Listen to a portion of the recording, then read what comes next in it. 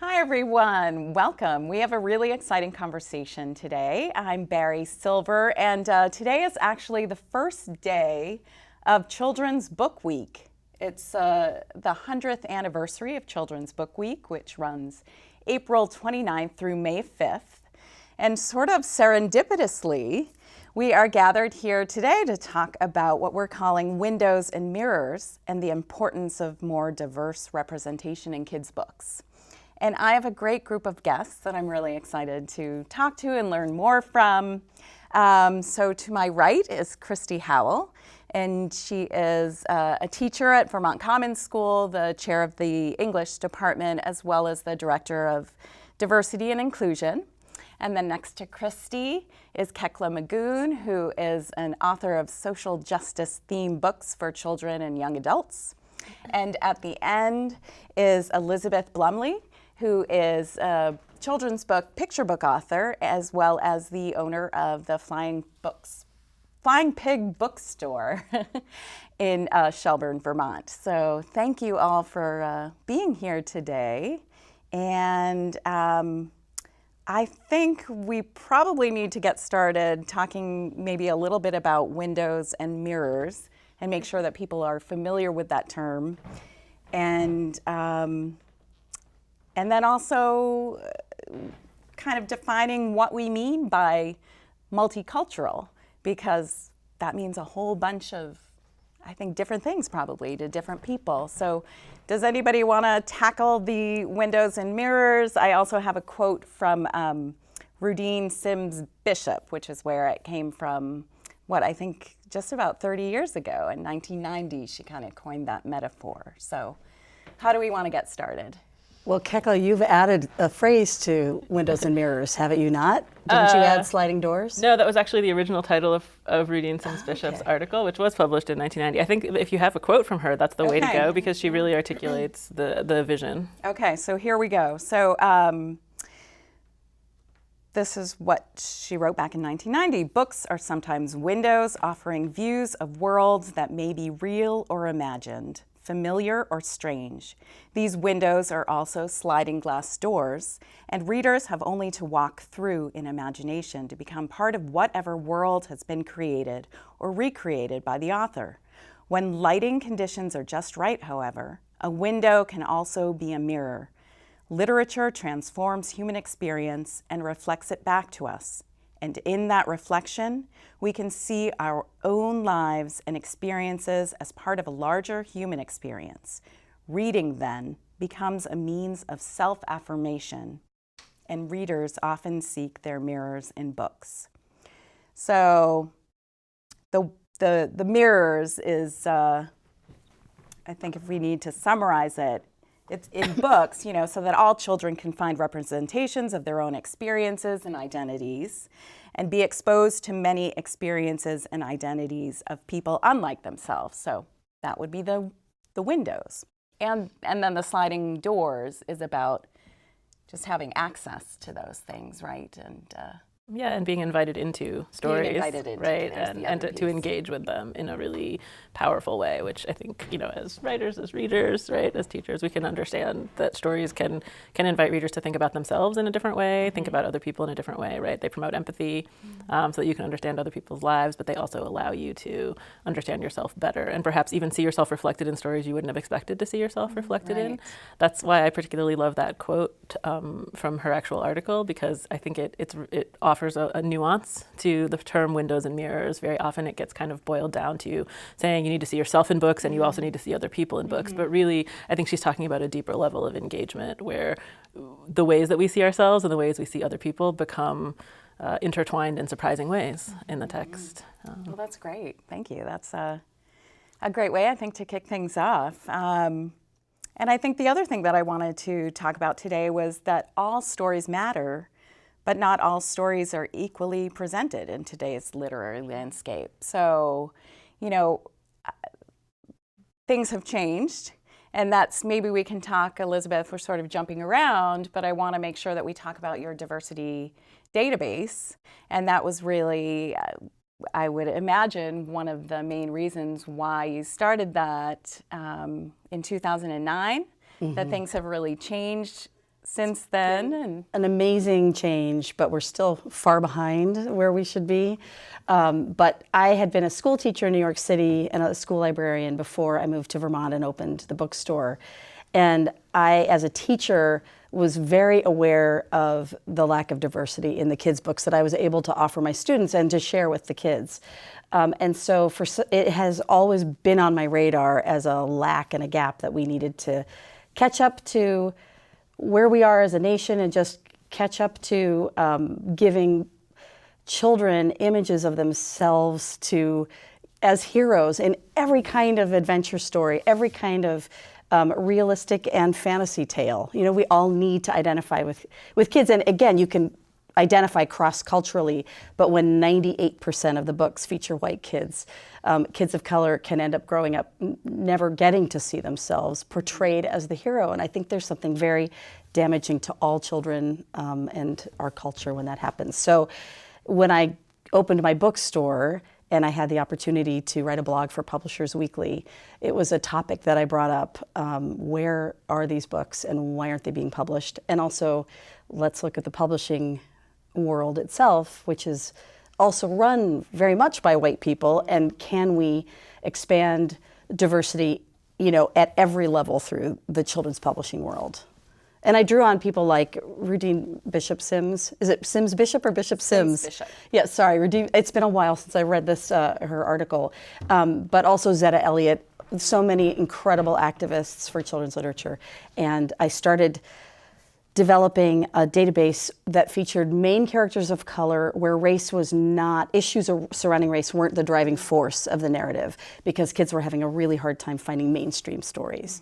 And it has grown from there. So there are about 2,000 plus books. oh, that's amazing. Adding all the time, so yeah. So you're still adding. I mean, and then I think, I don't know whether I read this on your own website. So the database is called World of Color.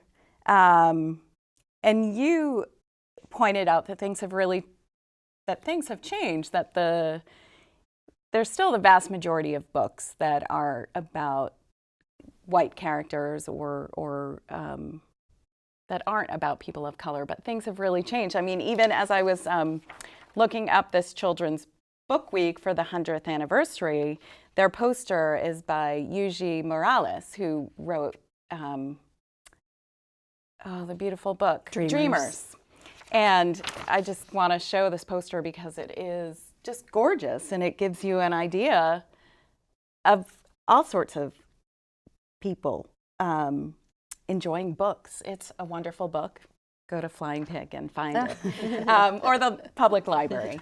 But so how have you approached the database, you know, in the past? So when I am in sales meetings with reps, every time I see a book that features a main character of color, I will add it. But I have something that happened about 7 years into my process. The Own Voices movement started. And so at first there were a few more books featuring main characters of color, but they were still written by white authors. White authors were just dominating the field. And so I was really seeking out books by authors of color to bring into the database. And that is the piece I've felt so excited about in the last 3 years. I've seen a huge increase in the number of books available to kids from all different backgrounds, you know, authors from everywhere. There's a demand for it. There's a hungry readership out there across the board. And, you know, you two can talk to that because you teach teens and you write for kids. Yeah. So do you want to talk about that? Put you on the spot. Sure. I mean, to me, there's clearly a demand for books that feature all different kinds of characters, you know, looking at race, looking at sexuality, looking at gender identity, looking at disability and neurodiversity, and all sorts of different ways that we define our identities, right? I mean, if you look at any individual person, it's more than what you see on the surface, right? And often we're different than we might be perceived, right? And we have all these different layers. And so one of the things, the conversation that's going on in children's literature right now is about own voices and about what it means to tell stories that are about our own experiences and from our own identities. And, you know, and the term began as a hashtag that was started by a writer named Corinne DeVice, I believe is how you pronounce her last name. And It's Duyvis.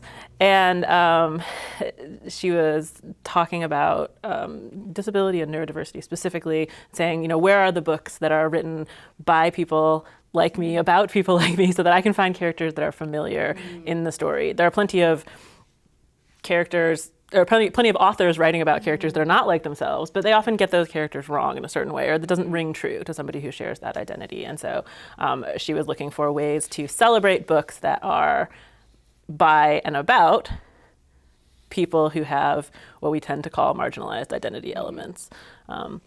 And so that hashtag really took off as people tried to find those books, identify those books, and celebrate those books and authors. So when we're talking about diversity, we're not just talking about people of color or books about people of color. That's one piece of it, but it's also multicultural literature is literature that focuses on people of color, religious minorities, regional cultures, people with disabilities, LGBT. People of all ages and genders, LGBTQ, yeah. So I think I'm glad that we touched upon that, because I wanted to circle back and talk about that too.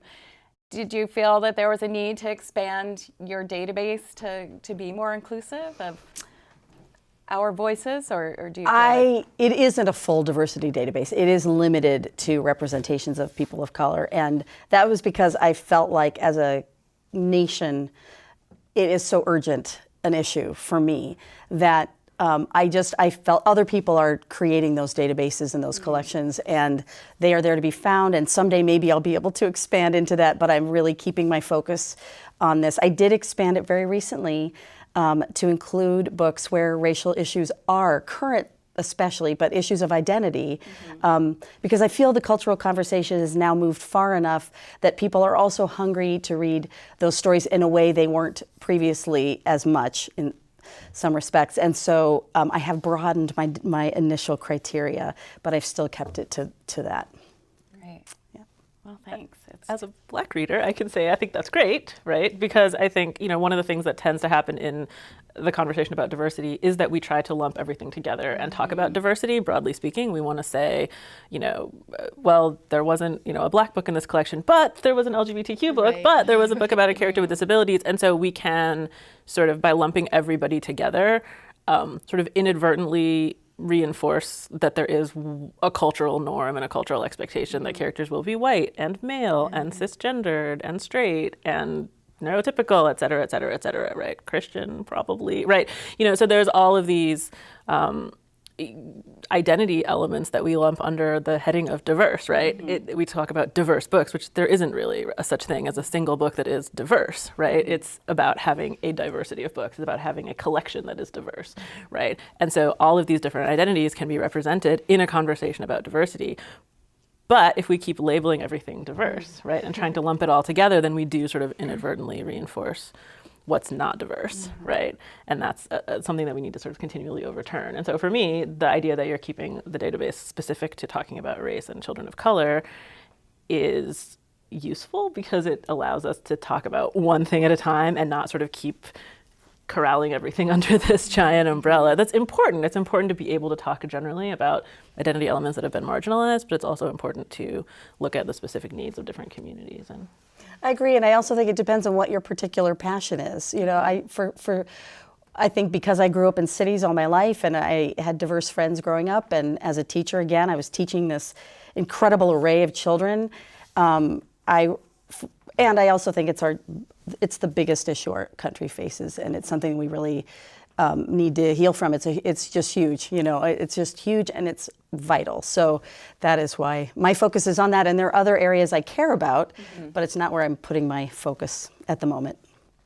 And Christy, so how do you bring in diverse books to your classroom? So I think as a teacher, one thing that I run into is that I remember the books that I was taught in middle and high school. And I think that I need to constantly be saying, I need to break the canon. I need the canon, whatever that is. But, the books that I was traditionally taught, and it tends to sort of perpetuate this cycle, like, I was taught Lord of the Flies, so I'm going to teach Lord of the Flies, because you sort of have that in your mind as a teacher. So I really work to consciously break that sort of assumption around the books that I'm going to teach. So I'm always looking for new titles and new voices. And I teach a class. My junior class is it's a course on critical theory. So it's looking at literature through different lenses. So it's actually a course that I didn't have until college, but I'm teaching it to a much younger group of kids, which I think is great because they're very ready for it. So we're looking at literature through different lenses, such as psychoanalytical. So we're looking at characters and why they act the way they do. We're looking through a Marxist lens, so seeing how class and economy kind of play into the story, through a feminist lens, looking at gender, through a queer lens, through African American theory, and then through post-colonial theory. So over the course of the year, we're looking at some of the same short stories and novels, but always with these different lenses. And I'm always trying to just bring in different books, different stories. I just taught, actually, last year was the first year I taught it, but Homegoing by Ya Jesse, which is just such an incredible, incredible book. And I picked it up and I read it over, I think, April break or February break, and I said, I really love this book, I'm going to teach it. So just sort of consciously always breaking down what your assumptions are as a teacher of what should be taught, because I think it's very racialized and gendered, that whole idea of a canon. What resources do you use to find books that are outside the canon? A lot of different ones. Teaching Tolerance is a great website. I go on that a lot, just for lesson plan ideas and lists of books. And I've gone to conferences. I went to a conference last year, a diversity conference, and just attended a ton of different workshops on how to change up your curriculum.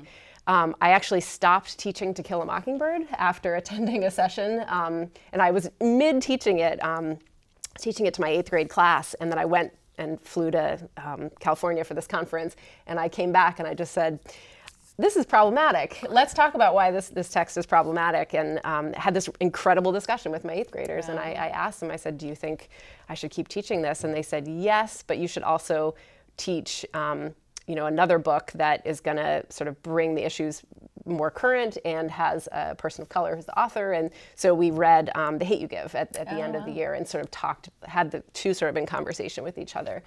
So such a great idea. Yeah, so I came back saying, never going to teach this again. But my kids they said, no, we want to talk about it and talk about why it's problematic. They appreciated that I was coming to them kind of in this vulnerable way and saying, I'm questioning everything I've thought. How I was taught this book in 8th grade, now I'm questioning it. So, and I think that's more of a learning experience, even, because then you are encountering something that is beloved. Right? It didn't win the #1 most beloved book in the country.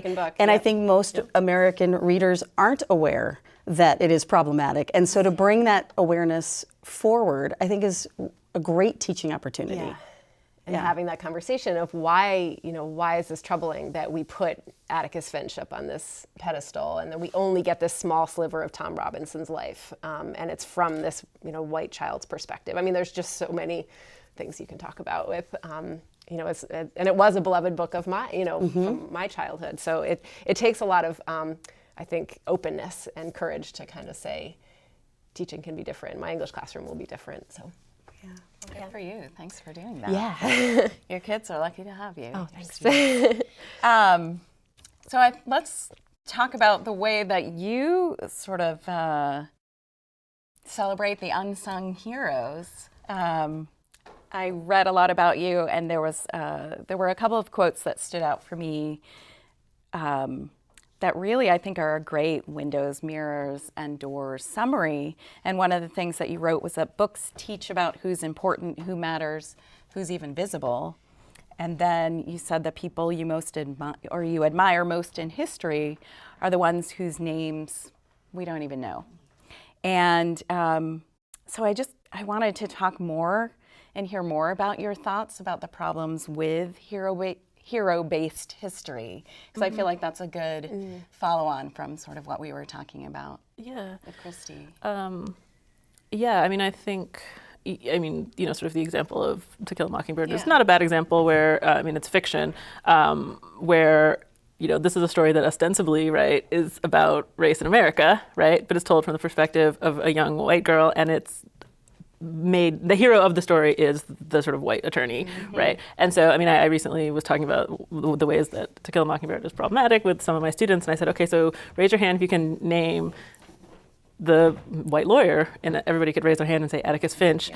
Who can name the black man who's on trial for murder, right? And here, rape. And he said, and nobody could like actually name Tom Robinson, right? In the room, like everybody had read the book, remembered Atticus Finch, right? Could talk about Gregory Peck, right? So how do we have like a novel that is celebrated as like this great novel about race in America, right? And nobody can remember the black guy, right?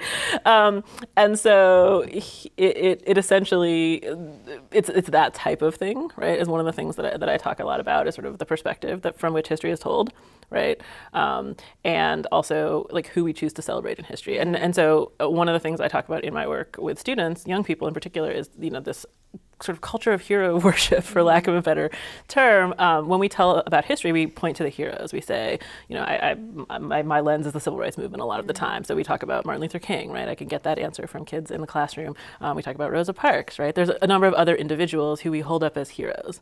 And we forget to talk about all the other individuals who were part of that movement, for example, right? When we say what happened in the civil rights movement, oh, Martin Luther King made some speeches, and then things changed, right? Rosa Parks sat on a bus and they overturned segregation. Actually, Rosa Parks sat on a bus, and then for over a year, black citizens of Montgomery participated in the Montgomery Bus Boycott, refused to ride the bus, said, we're not going to put our coins into the slot every day and ride this bus and pay to be treated like second-class citizens. We're going to withhold our economic power, right, from the city. And the city needs that money, so the city had to figure out how to reckon with that. But that took hundreds and hundreds of people, thousands of people, whose names we won't know. People who lost their jobs, people who had to get up at the crack of dawn to walk to work, people who worked really hard to carpool to get, it was a community action, right? It wasn't one hero, it was this whole group of people.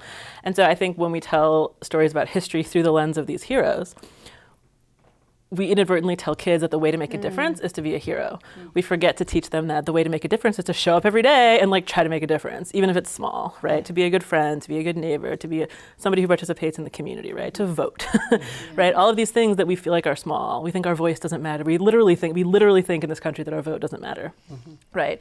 Because it's just one tiny piece of a much bigger puzzle. And so I think that some of that comes from the way that we talk about the real characters of history, and we forget to teach people like how you can make a difference one little day at a time. And one of my novels is about Malcolm X, who was the civil rights leader, humanitarian, preacher, speaker, and it's about him as a teenager, before he knows any of that's going to happen. And is that the book you co-wrote with his daughter? I did. It's called X, a novel, and I co-wrote it with Ilyasah Shabazz, who was Malcolm X's daughter, and it's about the fact that when he was 14, he was lost, he was scared, he thought the world was out to get him, and it kind of was, because it was the 1940s and he was a black man, right? He had no idea that he was intelligent, he had no idea that he could make a difference, right?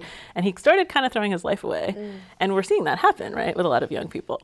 And because they don't think that they have power, they don't think they have a voice, right? And so this particular story shows us, oh, I know how this guy felt. I feel that same way, that worthless, hopeless, like I can't make a difference kind of way, but look what he became.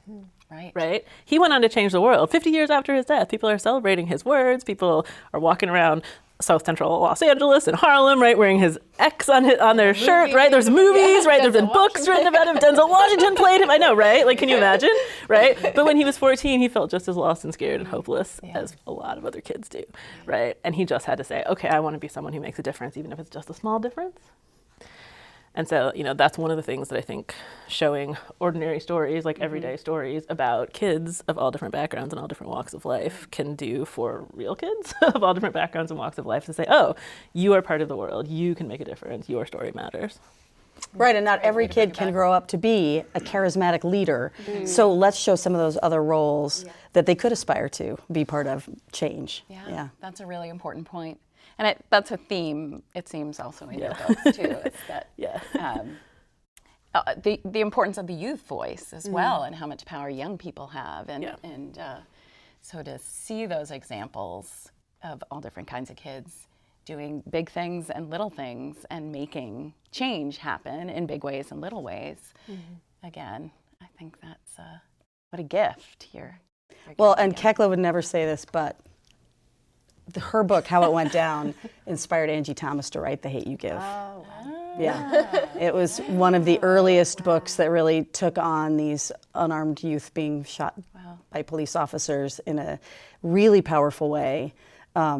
And it is an incredible book, so if you have not read it, you should read it. So you did bring some books with you. Did you bring that along? That one I didn't. I was bringing some books that haven't come out yet because it's kind of fun to see those. But we see it here first. May or may not have time to do that. But Kekla has a new book coming out this fall too, and I wasn't able to.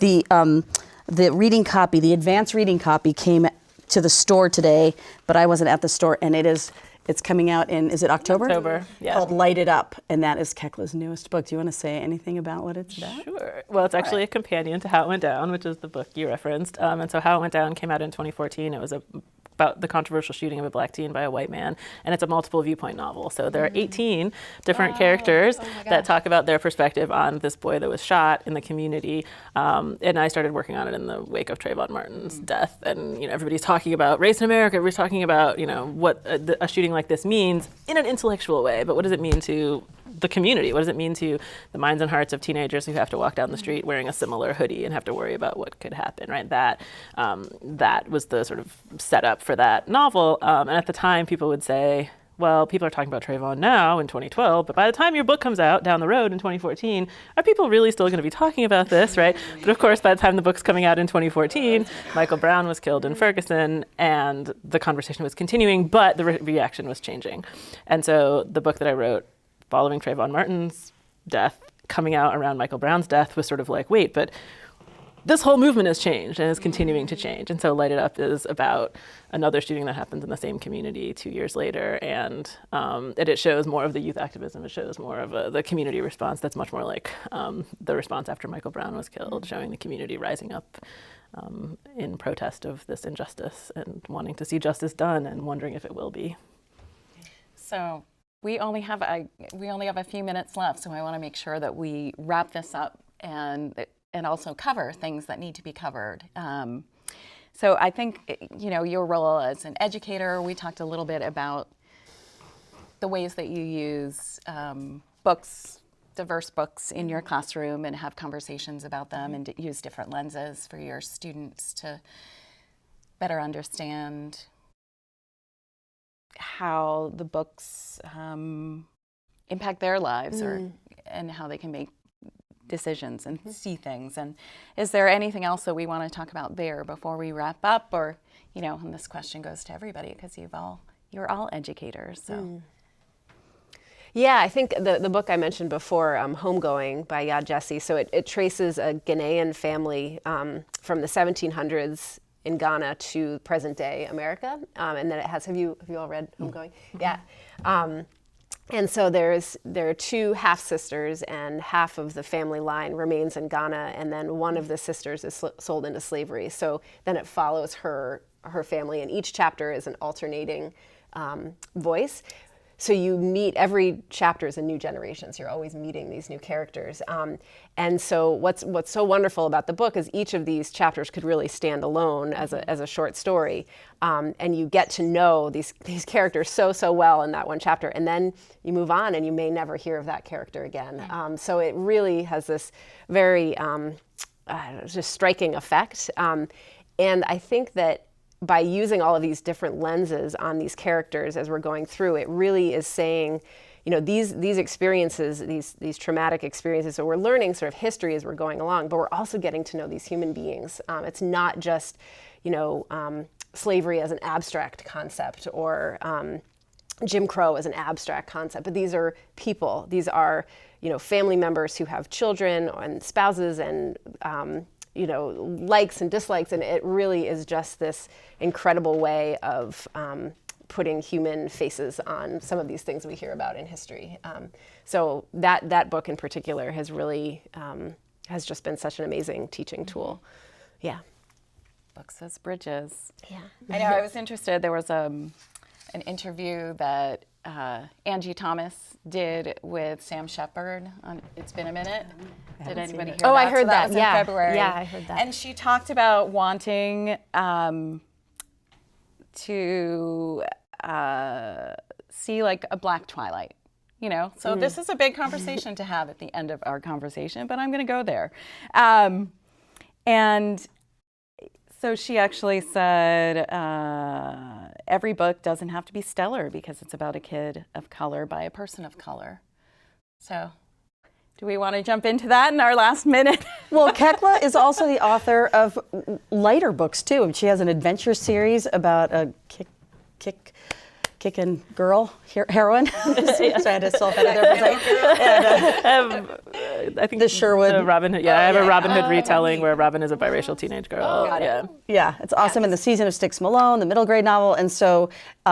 You know, and there are so many, there's been an explosion of additions to the fantasy realm for middle grade and also for teen. It's a little slower, but there have been so many new additions. It's really exciting. Yeah. Right, so it doesn't have to, you don't have to say doesn't have to all books. be serious, right? Serious or issue books, but they're... Well, but those are actually two different things. Okay. I mean, we need a range of types of books, right? Yeah. We need light books, we need fantasy, right? We need science fiction, we need all kinds of adventure stories, right? History, future, right? Yeah, rom-com, like everything. We need all genres and all styles and everything like that represented in characters of color. I would like for those books to be good, right? Yeah. Ideally, as I would like many and most books to be good. But the fact of the matter is there's a spectrum, right, of quality in books across the board. And what has happened is that there has been much more space for books about white characters to be sort of average and mediocre, right? Then there is, in fact, there's sort of a hunger for that, right? There's a whole market for sort of, this is fine. And kids are going to enjoy it and they like read it for the story, not necessarily for the grand literary quality. And there's a space for that. We don't have a space for that yet. Right. We don't have a space to be able to write, sort of average little books. Like you have to be pretty strong. Right, you have to work twice as hard, right, to get the publishing space. So the books are all good, really good quality. Right. But you're right. There is a need for the average younger book. Older too. And just to let us in more, to have a chance for people to sort of cut their teeth on books that might improve over time, right? We don't ever sort of, if we're not let into the process and to be able to participate in that kind of storytelling, like we don't have a chance to sort of improve and grow. And where the identity isn't the focus, it's just part of who the character is. It's, they're Robin Hood, they're saving the world, they're saving the prince, saving the princess. Exactly. But the industry wants the books that are about characters of color to also talk about specifically racialized themes, because if not, then why does that character have to be black? I mean, I used to get that question a lot when I would be trying to I'm like, I don't know, why do I have to be black? Here I am, I exist, right? I mean, that's really the answer to that question, but it's hard to muster in the moment, right? To say that character needs to be black because Black kids exist and have fun and live their lives in really positive, exciting ways a lot of the time. It's not all race struggle. It's not all bias, right? It's not, could be wizards, could be vampires. Summer all those vacation, things, right? At the lake. Right. And it's just as relevant for kids of all backgrounds to see us and characters like us having regular lives, right? To make ourselves seem much more like one another than saying, oh, these are the different books, right? These are the diverse books. These are the different kids, right? Like it is sort of a separation. Whereas I think if we see more of that spectrum, like styles and quality, right? We see more of that spectrum, well, people will start to see all of us as readers and all of us as characters together in a way that I don't think we see quite yet. And Roxane Gay, I was at a book selling convention and she was addressing hundreds and hundreds of booksellers, and she said, one thing, she said, people are always asking me, how can we help? And she said, well, for one thing, look around the room. It was a sea of white faces. And she said, and for another, authors of color would like to be asked to talk about their craft and not always to be talking about their own marginalization. And that was one of those, moments where I thought, well, of course, but it hadn't occurred to me that of course that's what's going on right now, is when you see an author of color on a panel, it is usually about race. And so we'll know we've really moved forward when that isn't the case anymore. Great. Well, I think we're going to have to end there. And I appreciate you all being so open to this conversation with me and just seeing where it took us. And thank you all for watching today. And we'll see you next time on Channel 17.